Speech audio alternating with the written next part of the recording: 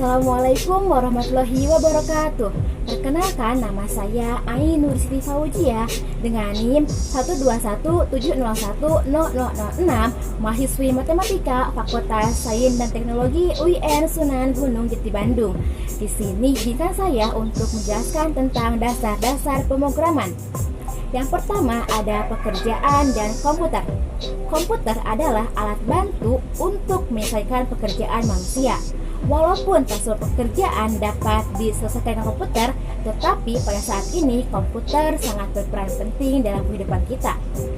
Sebelum kita memulai pekerjaan, tentunya kita membutuhkan yang namanya bahan, wadah, alat, dan juga proses. Nah, di dalam komputer ini, bahannya berupa data, wadah adalah variabel, alatnya operator matematika, dan prosesnya itu adalah algoritma. Bagaimana sih cara kerja komputer? Cara kerja komputer itu tak jauh beda loh dengan kita sebagai manusia, yaitu bahan di-input lalu diproses dan hasilnya akan berupa output. Tingkatan pengguna komputer ada 4. Yang pertama teknisi, yang kedua operator, yang ketiga programmer, yang keempat analis atau desainer. Bahasa pemrograman.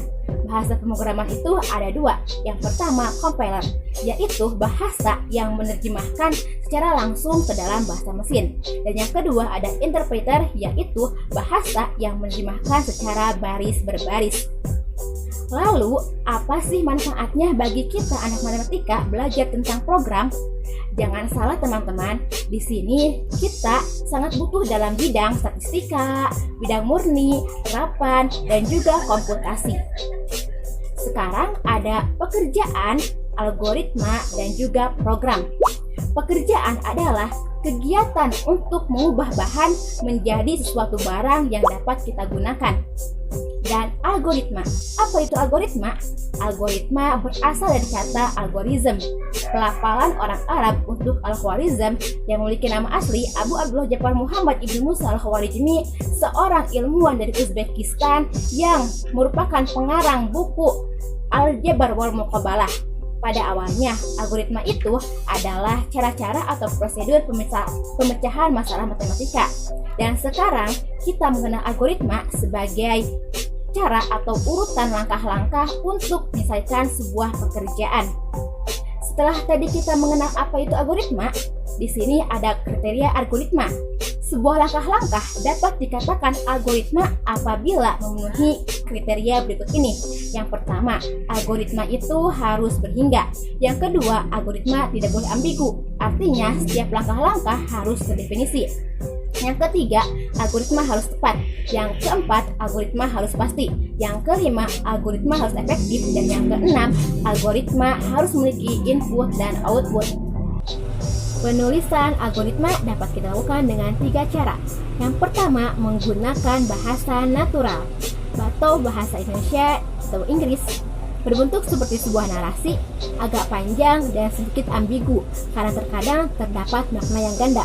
Yang kedua, menggunakan pseudokode, yaitu kalimat natural dengan kalimat matematika. Yang ketiga, menggunakan diagram alir atau flowchart. Flowchart ini adalah gambar yang menampilkan sebuah diagram alir tentang langkah-langkah dalam sebuah program. Flowchart ini visual dan juga mudah dimengerti, tetapi untuk menggunakannya kita membutuhkan ruang penyimpanan yang sangat besar. Algoritma ditambah dengan struktur data maka akan menghasilkan program komputer. Program komputer adalah penerapan algoritma ke dalam sebuah program. Struktur program ada input, output, proses, penyimpanan data atau struktur data. Jadi data di input lalu diproses dalam memori struktur data maka akan menghasilkan sebuah output. Terkadang kita juga melakukan sebuah kesalahan di dalam algoritma, maka di sini diperlukan analisa algoritma. Kesalahan di sini bukan kesalahan tentang penulisan, tetapi kesalahan dalam menempatkan sebuah perintah. Analisa ini dapat kita lakukan dengan 2 cara. Yang pertama, analisa benar atau salahnya algoritma. Yang kedua, analisa efektivitas, yaitu ada efektivitas waktu dan juga efektivitas ruang penyimpanan. Algoritma, program dan bahasa pemrograman. Mengimplementasikan algoritma dalam bahasa program adalah sebuah program.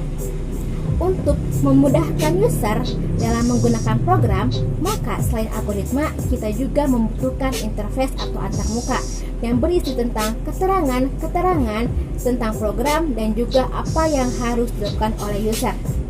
Tetapi ketika kita membuat sebuah algoritma, kita tidak perlu memikirkan tentang interface. Kita cukup memikirkan tentang input, output, dan juga proses.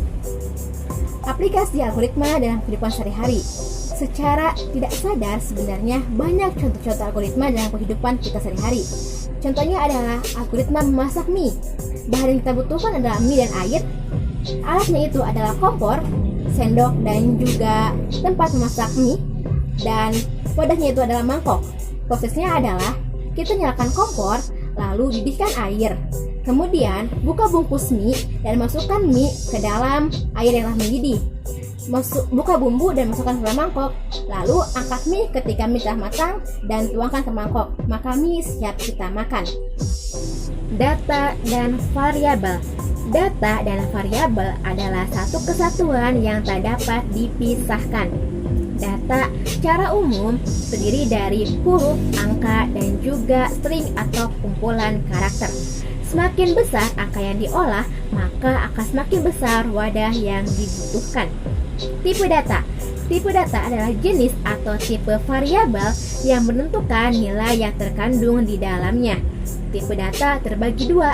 Yang pertama ada tipe data dasar, yang kedua ada tipe data bentukan. Tipe data dasar adalah jenis atau tipe data yang menyediakan untuk seluruh bahasa program. Di antaranya ada bilangan bulat, bilangan real, karakter, dan juga logika. Tipe data memori berikut dengan kawasannya. Untuk menentukan sebuah pola, maka rumus matematikanya adalah n bit sama dengan 2 pangkat n pola. Tipe data bentukan. Di antaranya ada array atau larik, yang kedua ada string, yang ketiga ada struktur atau record. Variabel. Variabel adalah nama yang menunjukkan tempat data disimpan. Nama variabel adalah alamat memori komputer, dan tipe variabel adalah tipe data. Menggunakan variabel. Untuk menggunakan variabel, kita harus memesannya terlebih dahulu. Memesan di sini adalah memesan nama berikut dengan tipenya. Tipe variabel adalah tipe data berikut dengan kawasannya. Tetapi di dalam algoritma, tipe variabel hanya tipe data, tidak beserta kawasannya. Nama variabel itu tidak boleh menggunakan spasi. Aturan penamaan variabel. Yang pertama, nama variabel itu harus diawali dengan huruf, tidak boleh dengan angka. Yang kedua, terdiri dari huruf, angka, dan karakter tertentu. Yang ketiga, tidak boleh menggunakan karakter khusus lainnya. Yang keempat, harus unik atau tunggal.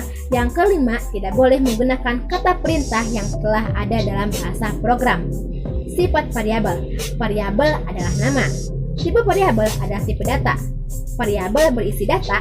Ketika nama variabel ditulis, maka yang dimasukkan adalah isinya.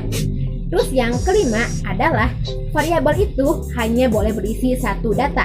Yang keenam, nama variabel itu harus unik atau tunggal. Proses dan operator. Di dalam proses ada yang namanya keadaan awal dan keadaan akhir. Di dalam operasi matematika, operator memiliki pasangan yaitu operan atau data yang dikenai operasi. Operator diantaranya ada operator aritmatika yaitu penjumlahan, pengurangan, pembagian, perkalian, dan modulo.